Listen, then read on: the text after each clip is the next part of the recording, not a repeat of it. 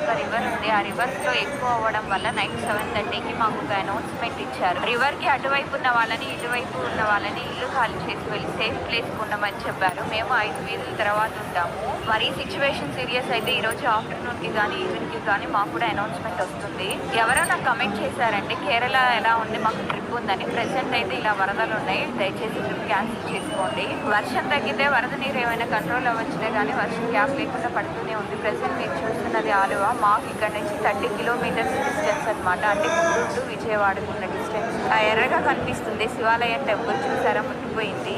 ఇదేనండి మా ఇంటి దగ్గర ఉన్న రివర్. ప్రెసెంట్ ఫ్లో అయితే ఇలా ఉంది. ఇంకొక అడుగున్నర పెరిగితే మాకు డేంజర్. 2018లో మా వారు కేరళలో ఉన్నప్పుడు వరదలు వచ్చినాయి. 6 సంవత్సరాల తర్వాత మళ్ళీ మా వారు వచ్చారు, వరదలు కూడా వచ్చినాయి.